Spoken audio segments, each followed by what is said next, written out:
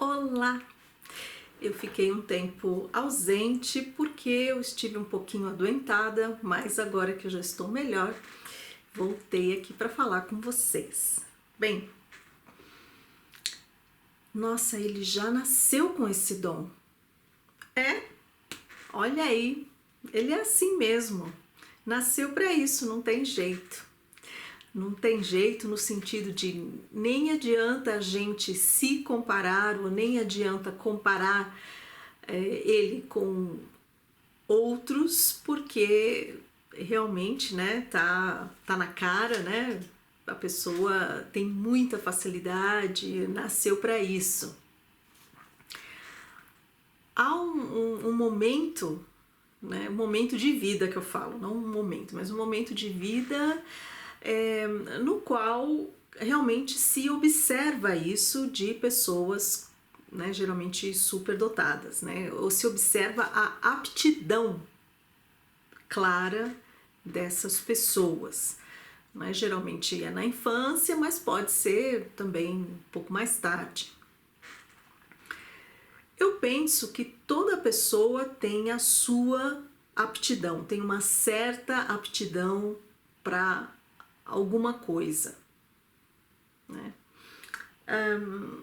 Principalmente eu penso que toda criança já mostra desde muito cedo sinais dessas aptidões.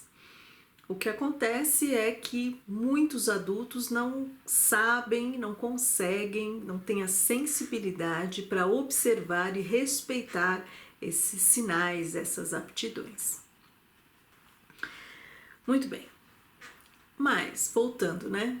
Quando se observa isso, sendo a pessoa mesma, né? Eu vou falar em 3 camadas aqui: a pessoa mesmo, ou os pais, que os pais falam, olha, não, realmente, danadinho, a danadinha tem uma facilidade para isso, né? Tem uma inclinação para isso ou para aquilo. E a escola também, né? O professor experiente ou mais sensível, né? Mais dedicado, que presta mais atenção, ele geralmente também consegue perceber as aptidões dos alunos. O que acontece é que, por que então desse vídeo, né?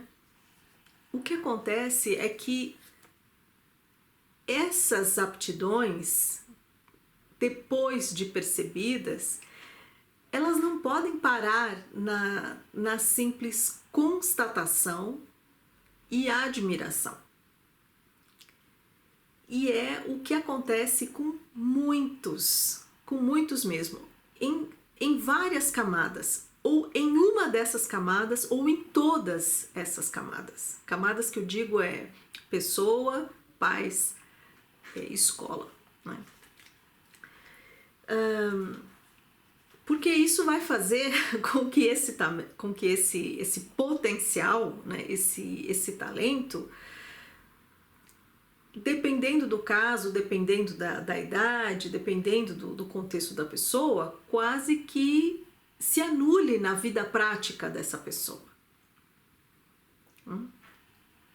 Então, o principal é realmente não tirar da mente, da percepção dos envolvidos, né, que superdotação é um talento e que esse talento ele precisa ser desenvolvido, que esse talento ele precisa, na realidade, ele precisa ser continuado, que, sabe, ele precisa realmente ir à frente, né?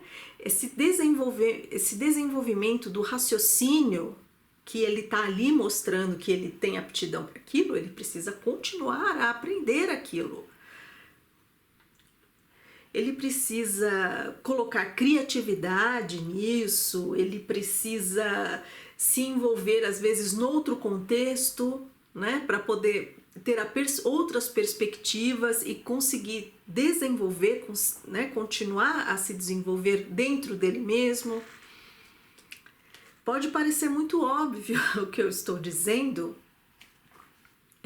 mas na prática não é óbvio. Não é óbvio para muitas pessoas, né, principalmente a partir da juventude, né, da adolescência. Tem, dependendo da história de vida do adolescente, ele pode ter o que a gente chama, esqueci da palavra agora, de uma percepção falsa de si mesmo, né? Achando que porque ele tem a facilidade, que aquilo tudo, que ele vai conseguir dominar aquilo tudo para sempre, né? Que aquilo tudo vai vir meio que de graça ou a baixo custo para ele. Primeiro porque a juventude é uma fase da vida naturalmente na qual o jovem, né, ele tem essa tendência mesmo, né, de achar que ele pode, que ele vai conseguir tudo e que tudo vai dar certo. Enfim, eu acho que essa força do jovem, essa visão do jovem é uma coisa muito bonita da natureza, eu acho que é necessária também, né? Senão a pessoa não teria força e nem coragem para enfrentar uma série de coisas na juventude. Mas, por outro lado, se ela não for bem orientada, ela pode ser perigosa, né? Porque ela pode cegar esse jovem e fazer desse jovem eu não queria usar essa palavra, mas não me vem uma melhor no momento. Um preguiçoso, né? Um que realmente não consegue sair daquilo, né? Daquele patamar e realmente ir à frente. Em termos dos pais, esse eu acho mais difícil. Das 3 camadas, a segunda é a mais difícil. E eu vou dizer por quê. Porque os pais, eles estão ali na fase, toda a fase da infância, como principal coluna, né, dessas pessoas, dessas crianças. E ali eles têm que ter um nível de mentalidade desenvolvida e também até um desenvolvimento espiritual, na minha concepção, de pensar que ele é a base principal para o desenvolvimento do talento daquela criança, e para isso ele vai ter que pagar o preço que for necessário para aquela criança individualmente. E aí cada criança tem a sua dificuldade, né? E então, aquilo não se reduz a você pagar uma boa escola para a criança. Tem muitos pais que pensam assim, não, mas eu pago a melhor escola para ele. Não é suficiente. Não é. Os pais, eles também têm que, você pai e mãe, você também tem que, por exemplo, primar por uma certa estabilidade emocional na sua casa. Porque uma criança emocionalmente desestabilizada, né? Um peão, sabe, que vai rodando assim sem direção, o que acontece em muitas casas, tá, gente? Desculpa. Mas infelizmente acontece. Então, pais emocionalmente desestabilizados, né? As crianças sofrem as consequências.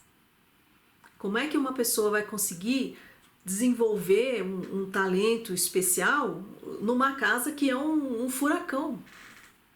É muito mais difícil, né? Se A ou B conseguiu, nossa, muitos parabéns, mas é muito mais difícil e não é toda criança que consegue. Não é toda criança que tem essa capacidade de resiliência, que também é um talento em especial, tão grande que consiga superar uma casa que vive em vendaval, um pai e uma mãe que é um vendaval, né? Então, primar pela estabilidade emocional da casa,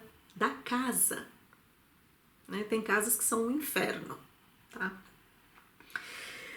Disciplina, primar pela disciplina. E disciplina não é a criança ficar Tem gente que acha, né, que disciplina é você, criança ficar parada assim no sofá ou na mesa, assim quietinha, com a boca fechada. Isso não é disciplina, em termos de aprendizado. Disciplina é a criança ter uma continuidade no seu processo de aprendizado. Continuidade. Isso é disciplina. E muitos pais não têm disciplina nem para eles mesmos, né? Então, para esses pais é muito mais difícil ensinar e ajudar a manter a disciplina para essas crianças. Esses pais que já não têm disciplina, nunca tiveram, porque já cresceram numa casa vendaval, seja lá por que for, esses pais, eles têm que se superar, que é mais difícil ainda. É sempre difícil a pessoa superar a si mesma.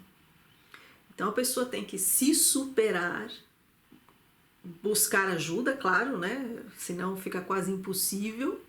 Se superar para poder proporcionar àquela criança uma coisa que ele não teve para si, que é o hábito da disciplina. Essa continuidade no aprendizado, né? Que o aprendizado é uma onda, né? Cheio de altos e baixos. Mas aí a função da disciplina, que é fazer com que essa onda fique mais suave. Então, estabilidade emocional, disciplina. Na juventude, começa na infância já, mas a correção do caráter, primar por um bom caráter dos filhos. Eu achei muito interessante, uma vez eu conversei com uma velha amiga minha, que nós não nos víamos já há muitos anos, e ela com os filhos jovens adolescentes, né?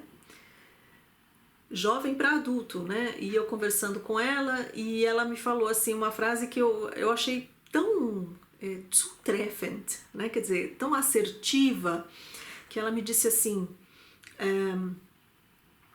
nossa, eu estou penando para ensinar caráter para os meus filhos. Sim, sim, muito assertiva, é caráter mesmo, porque veja bem, se você deixa escorregar isso na sua família, né, essa parte, não prima abertamente por essa parte, né, pela empatia, pelas boas ações, pelos bons pensamentos, pelo caráter, o que você acha que esse seu filho vai fazer com esse talento maravilhoso e com essa escola maravilhosa que você paga?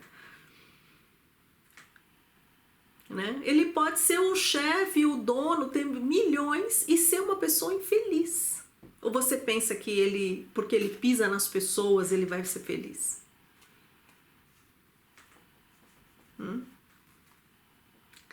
Então, tá cheio aí de gente riquíssima, infeliz, pisando nos outros, né? E depois vai se suicidar, porque não vê sentido na vida, fica um vazio e pá. Tá? Aí só não vê quem não quer. Né? Então, é uma junção de tudo isso. Não basta você pagar uma boa escola para o seu filho. E não vale você terceirizar também os problemas. Esse é um outro vídeo. Tá? Bom, vamos falar da terceira camada, senão o vídeo fica muito longo, tá? Escola. A escola, eu vejo assim que certos pais não têm muita noção do que é a realidade de uma escola dentro. Tá?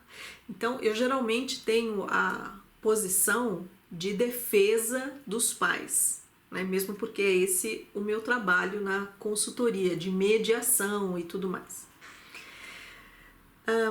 Só que eu também vejo o lado da escola. Você pai, você sempre tem que pensar, se põe no lugar da professora, que ela trabalha num determinado sistema, é o sistema escolar, ou seja, da escola, né? Ela não pode fazer tudo da cabeça dela. Ela pode fazer um detalhe ou outro, ela pode mudar uma coisa ou outra, mas ela não pode mudar todo o sistema da escola na qual ela é empregada. Percebe?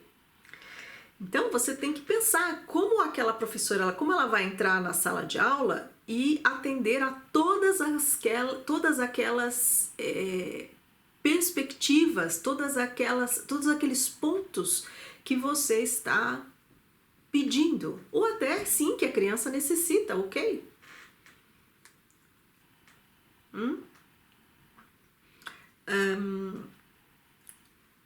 Então há uma certa dificuldade aí com relação aos pais, né? Que eu acho que a luta tem que ser a nível. Eu já falei isso uma vez, não, quando eu falo isso, não recebo, como é que chama? Eu não recebo rückmeldung, né? Eu não recebo resposta. Ninguém gosta. Isso tem que ser uma luta a nível em conjunto, a nível nacional, tá? Para melhoria do sistema de educação. E as pessoas lutam somente no individual, é difícil. Bom, na escola o que pode ser melhorado? Dentro do sistema, né, por exemplo, os professores podem pensar que, ok, eu não posso mudar o sistema completo de uma hora para outra, mas dentro da minha aula eu posso mudar alguns pontos. E eu recebo até por lei esse respaldo. Um ponto ou outro dá para melhorar, dá para individualizar, né? Se não completamente como deveria ser, uma coisa ou outra eu posso sim mudar, né? E incentivar, por exemplo, aquele aluno que é mais, que você vê que tem mais habilidade para uma coisa ou outra, sabe, avisar de campeonatos, por exemplo, que é uma coisa que às vezes incentiva muitos perfis, não todos, mas muitos. Campeonatos, cursos, né? Ou até uma ou atividade outra inventada, sabe, que vá colocar aquele tipo de talento em destaque. Então dá para ser feito algumas coisas, né? É que tem gente que pensa, se eu não posso fazer tudo, então eu não vou fazer nada. Não, dá para ser feito algumas coisas. Então, para a gente fechar esse vídeo aqui hoje, eu penso que a partir da descoberta do talento, tem muito chão. Tem muito chão em vários níveis, né, do contexto onde a pessoa vive. Caso contrário, o que acontece? Caso contrário, a pessoa não consegue desenvolver, não consegue aproveitar aquele talento todo que ela tem. Não consegue. Vocês veem que até crianças prodígio, que são crianças prodígio, são crianças que realmente mostram as suas habilidades a altíssimo nível desde muito cedo. Muitas vezes, essas crianças, esses prodígios, não têm uma continuidade da excelência, do nível do seu talento na vida adulta. Por quê? Porque faltam todas ou várias desses pontinhos aqui que eu disse. E isso vai minando o emocional da pessoa, vai desmotivando tão profundamente que aquilo vai se perdendo. Né? Então, e você como adulto, que nem eu falei, né? Faltou a questão do adulto mesmo, que já passou aí dos 30 e tudo mais. Você também não pode parar. né? Tem muito autodidata que fala, poxa, eu sou autodidata e sabe, às vezes até se acha, cara, vai fazer um curso. É autodidata? Ótimo, aprendeu de autodidata, sim, vai buscar então uma certificação, né?